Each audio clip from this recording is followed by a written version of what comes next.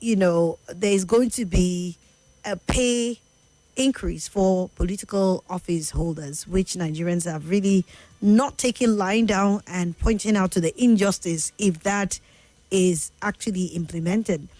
Some people say, who even knows? Maybe it has been, because most times these things aren't announced because they know the outcry that will follow it. But then, if you remember, sometime last week, university lecturers in the country, came out and said they are poised for a showdown with the federal government over a number of welfare issues, chief among which is their salary structure that they want enhanced. Now, while there are 3 registered academic staff union in the university system in the country, which are ASU, that is the academic staff union of universities. Then you also have the Congress of University Academics, which they called CONUA, and then the Medical and Dental Consultant Association of Nigeria, that is the MDCAN. They are all of the view that their take-home pay is grossly inadequate, right? Issues of welfare is what has gotten them to the level of giving the ultimatum to the federal government to actually act on their poor welfare. Now, one of the reasons, also based from our last conversation, that you get to see a brain drain and serious high thirst and desire to just leave Nigeria is to go to other climes where the paycheck, the minimum wage, is considered fair enough compared to what you put in. You put in an hour and you're guaranteed that you have at least a certain amount accrued to you.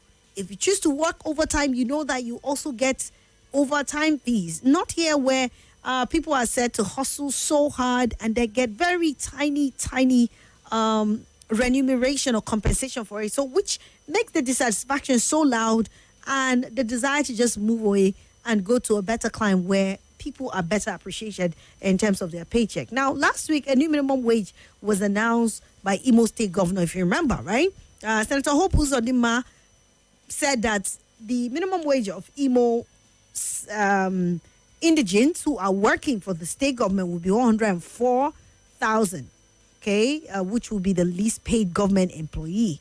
I do hope that this is implemented and that we would have testimonies, from Imolites who would be beneficiaries of this. But honestly, it attracted a lot of applaud from people who said, well, this is a way to go. Okay?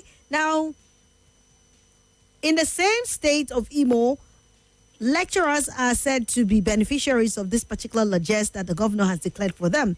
Now, with the new salaries announced by Uzodinma, lecturers in Imo state-owned universities appear to be the highest paid in the country if you are to go by the proposed plan. I don't know if that has been implemented or, but I think that it was just last week that it was announced. So if it is eventually implemented, then the Imo State lecturers will be the highest paid in the country so far. Okay, and it's reported that, when you look at the current situation of things or the current status quo in terms of paychecks or the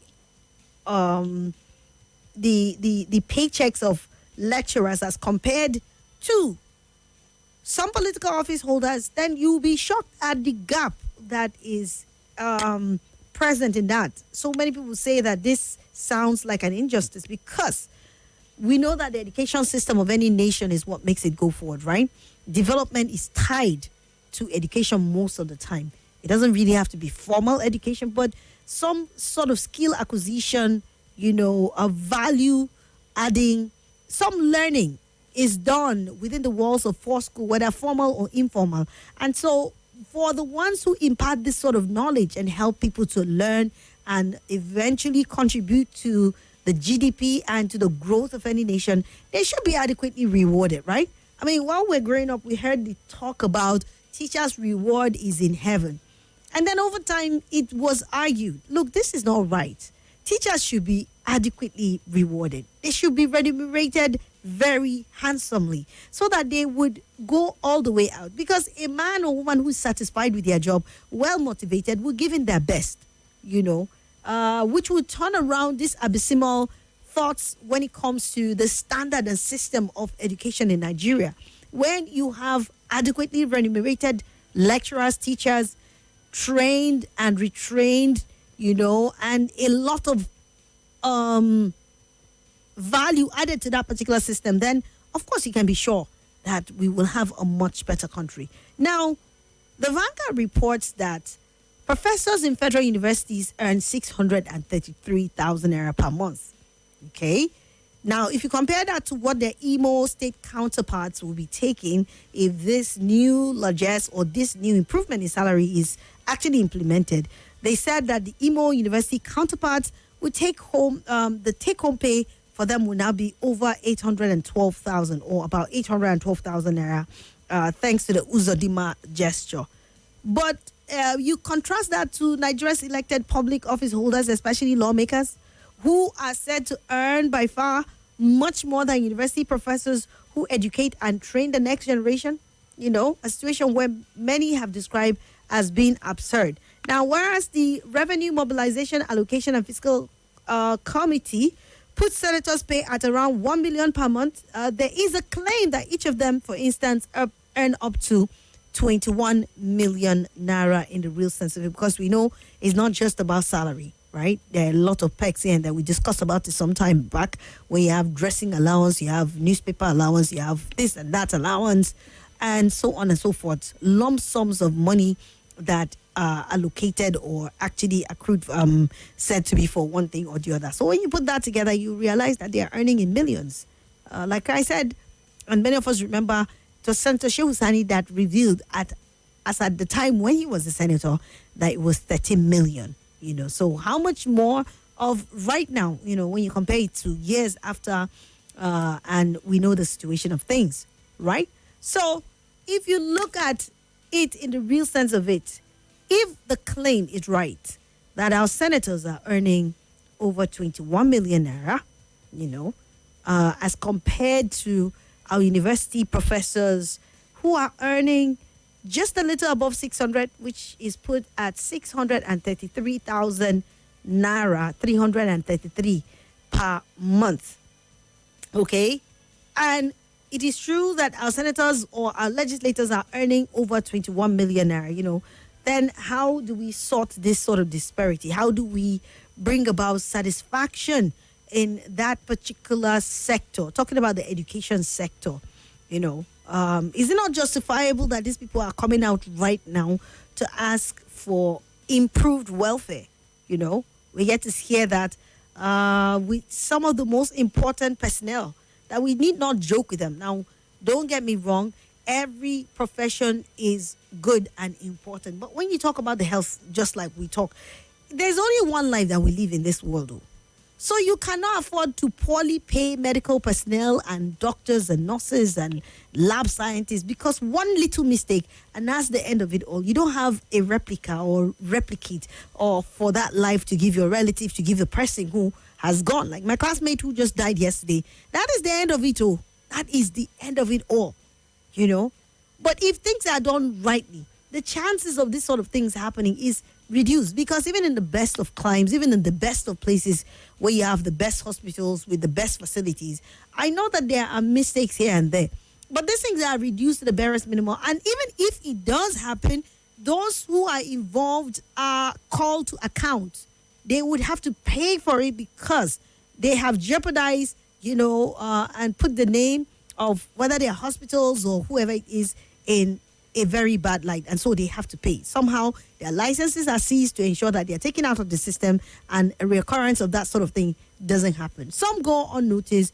I mean, we have cases of, ones who are said to have carried on with some medical crimes for years until they were nipped and they were arrested and stuff like that.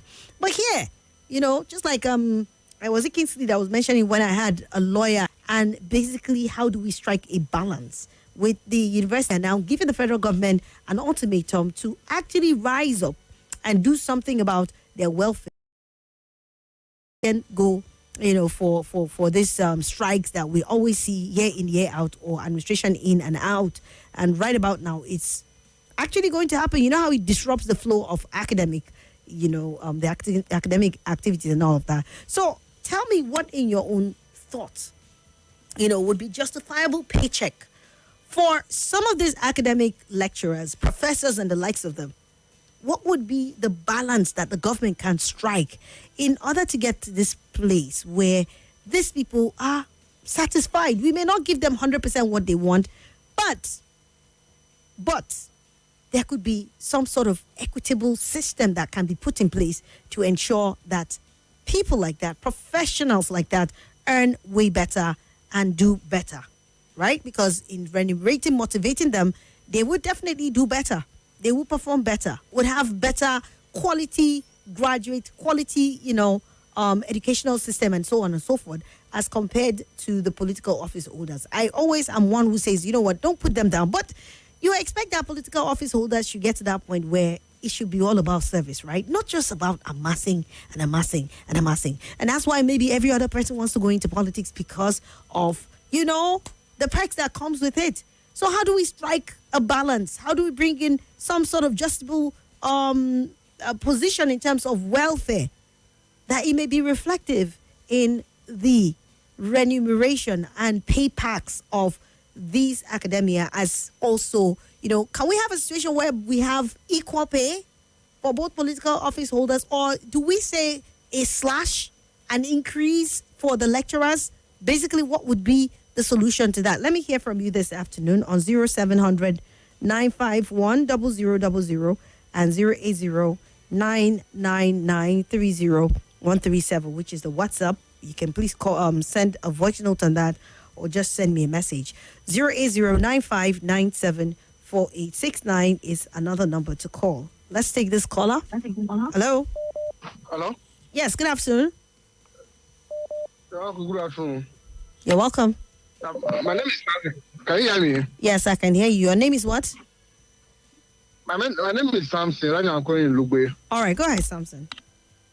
For me, if you ask me, I wish there was political appointee elected members a salary to pay the lecturers more. But when you go through, most of the House of Assembly, like House of Rep members, most of them, some use like a secondary school certificate to win the election contest. So you don't even reach that level of a lecturer. They either spend that huge amount. I wish they would reduce their own pay the lecturer. Or you can even limit it 50-50. If I'm going to provide a car to a House of Rep member or a senator, do the same thing with lecturers. If I'm going to pay withdrawal allowances, clothing allowances, don't do the same thing with lecturers too. So that let it be like 50-50. If I buy the cars, give car to a lecturer or professor. Every time I change a House of Assembly, a House of members' car, change the lecturers and professors too. Okay. That's my own take. All right. Thank you. Thank you so much for your contribution. That's a good suggestion. Good afternoon, Your Excellency, Barrister Swat. Hey, see our lost but found person. Welcome. Yes. We can stay 2-3 months, no, but if they all come, even me, madam, don't they complain? Yeah. She complains it all. The time idea also, they complain. That's the case, ma. That's the family, ma. Fine, thank you. It's good to hear from you, my brother. Yeah, thank you very much, my sister. I'm Ambassador for Bakar Ali calling from Pidokro. Your Excellency, ma, you see, I think for us to even be able to predict or project accurately, we would like to have at least a rough number of professors we have at the federal universities, first and foremost. Mm-hmm. And with that, we can adequately say, okay, since this is their number, okay, if we peg their salaries at, say, minimum of 2.5, maximum of 3 million, then those with PhD between 1.5 to 2 million, then those with master's degree and below should be pegged between that 1.5 downward. I think it will not be a bad idea, considering the effort these guys put, like you said, in educating even the politicians, even the doctors that you said life matters. It's the same lecturers that are educating them, even the lawyers, even the law enforcement agents, everybody. All what we are doing today is the product of that education we acquire at that level. But unfortunately, is it not you that went to Japan, or is it Kim that went to Japan that was taken to the parking slot of primary school teachers? No, it's not me. Or Kim? Maybe it's Kim, not me. that she went to the parking slot of primary school in Japan. Hey, she thought she was a National Assembly in Nigeria. That is primary school. What about if you go to the university? You would think you are in villa. So please, let's take good care of these guys. We need, look, one single politician can siphon what we can pay these guys in 10 years or 20 years. Why like this, Barrister? So we do these things. Keep them with 2.5, 3 million. What are those members of the National Assembly, some of them, not all though, and the House of Rep? Is it not those who supposed to say, the guy don't come out 23 million. Just that's all. But these guys are doing research, look, some of their research are not even put to use because the government don't even care. Honestly, if we want to get things back on track, let's begin to remember. I saw the plan of one professor in Edu's area on a web test for him. It was trending on Twitter that a Nigerian professor today cannot sponsor his children to university. Just 2 or 3 children with your salary, you cannot. They have to be running. It's in Port Harcourt today, a visiting lecturer. It's in Lagos tomorrow, visiting lecturer, and endangering their lives on this unsafe road in this country. Safe roads we have in this country. Honestly, we can do more. Right. Thank you very much, Barrister Swat, for the wonderful. I hope our guy is doing very well, ma. Yes, he is. It's good to hear from you. Don't run away again. No. Thank you. Yes. I'm good. All right, you're welcome back. Welcome. Thank you so much. Okay. We have another caller here. Good afternoon. Good afternoon. Welcome. Yes, my name is Chimeze from Wagwalada. Okay, welcome, Mr. Chimeze. Yes, Barrister Swat. Yeah. The most annoying part of all these things is that these semi-literate politicians, semi-literate, I can call them, will still be using these professors and the lecturers to win elections. I don't know what is the meaning of this life in this world. Something that you supposed to be in charge of it. They will go and bring somebody behind you and make them in charge of you, and nobody wants to reason. How can a professor be under a school start holder for sake of political reasons? I don't know whether are we together. I get you. I get your reasoning. Yes. It beats our imagination, but what can we say? It's the system we run here. So these things are giving me so much concern every day, Pastor Swat. Okay, what is even? I don't understand how we do things in Nigeria. This one we say my job is so important. Is police job so important? Than that of a military? Is it so important than that of the doctors? Is it so important that everybody is very important? Why will somebody's salary be more than one? Then coming to these politicians who don't even have anything to do other than to promote their own well-being. Their own well-being, so they don't even utilize it because they end up manipulating us, take our public funds, go and sponsor their girlfriends elsewhere. Okay, not all of them do that now. Okay, you just lump everybody. Not all of them, yes. Okay, not all of them, but Swat is very annoying. I get you. I don't even know how they reason. I don't know how some of these people... Okay, so my question is, how do we strike a balance? That's my question. Instead of us lamenting on it, how do we strike a balance? My way forward, Barrister Swat. Yes. They should hands off. If they call and say that I can't do it, if I cannot be taken care of, why am I promoting your own profession? It's not by force. If you don't be a chairman tomorrow or commissioner tomorrow, you will not die. All right, thank you. And allow them to do their things alone. Thank you. Or else they should do the right thing. Thank you very much. Okay, thank you for calling. Hello. Hello? Yes, hello, good afternoon. Good afternoon, Barrister Swat. My name is David. Okay, Mr. David, go ahead. Honestly, let me tell us that education is not politics. Politics is different from education. You see, people are talking about salaries of professor. It's only a lazy professor cannot make his way. How do you mean?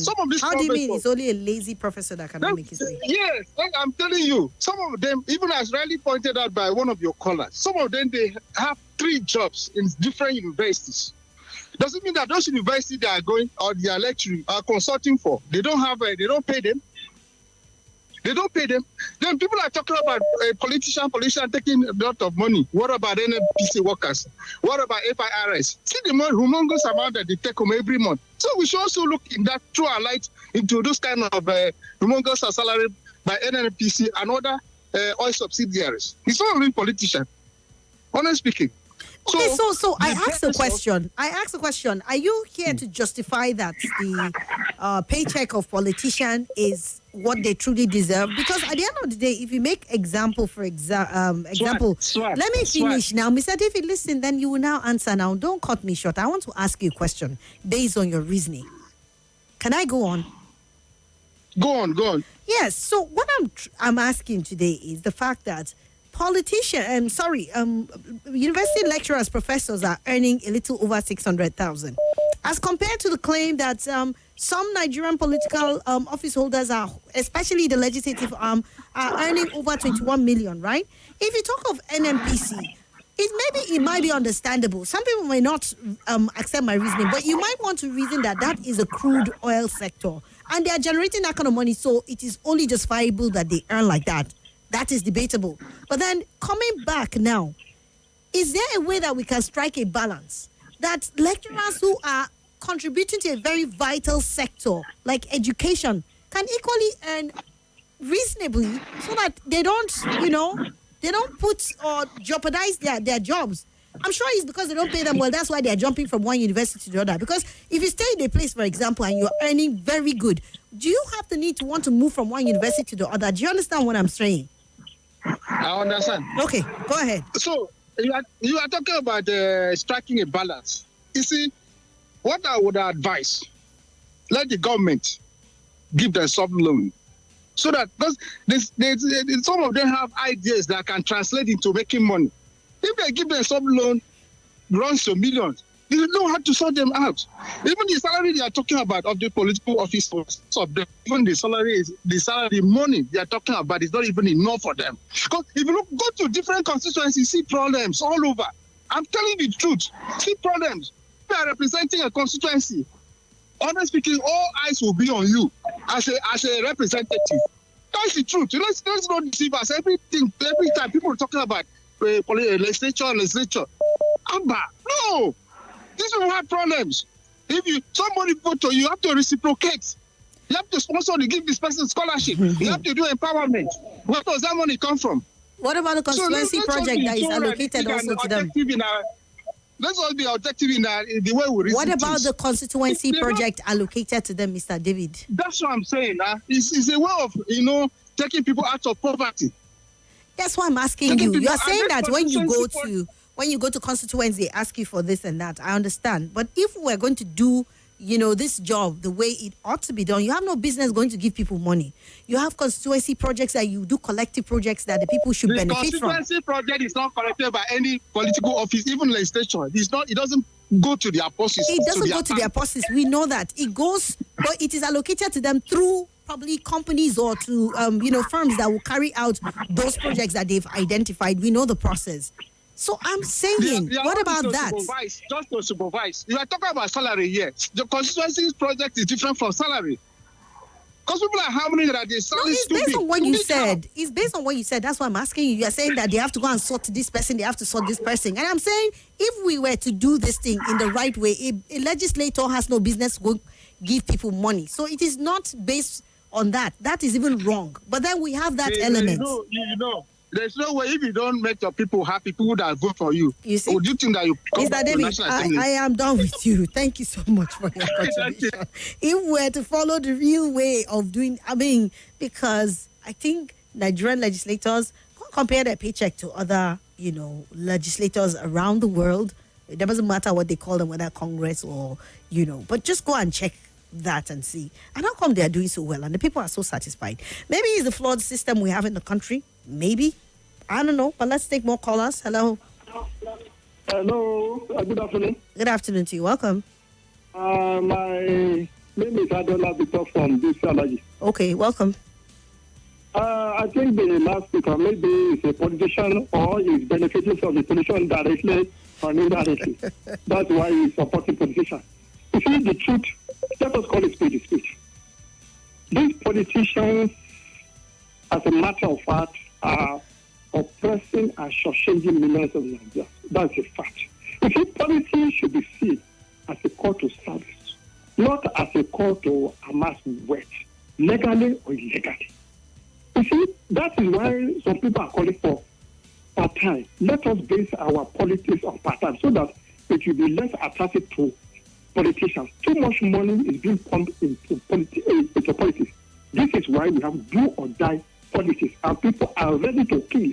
The system is desperate, and we have desperate politicians. Look at the gap: 633,000 to 21 million. Look at the gap. Look at the gap. What are these politicians doing? Some of them going into offices, just go there enjoying. Some of them sleeping. They don't contribute to anything. But look at the lecturer who have studied. It's not easy to become a professor, as a matter of fact. Therefore, why will you mess up the education system? This is why the standard of education for the lecturers, they are not putting their best.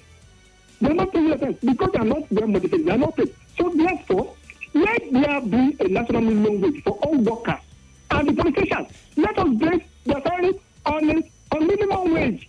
They are earning too much. If this is based on minimum wage, maybe this agitation will stop. But in a situation where you are collecting 21 million and you still want to increase the money, and you are giving peanuts to a lecturer, and you say they should keep quiet. No. That is not it. So therefore, let us base, Yeah, please round up.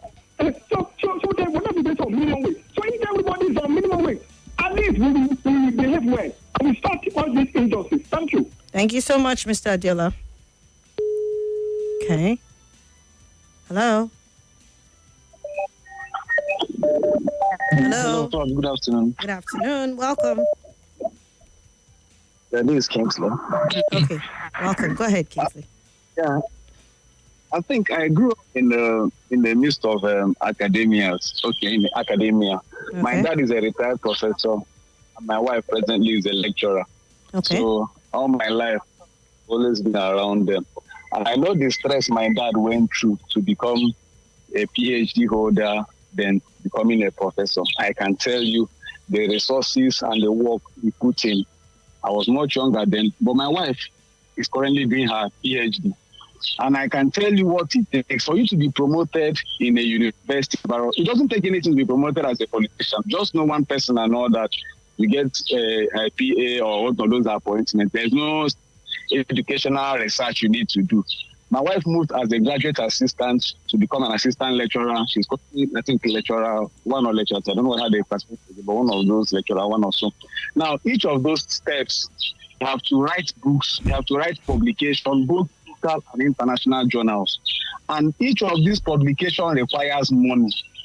There are some international publications, just one publication requires your whole month salary.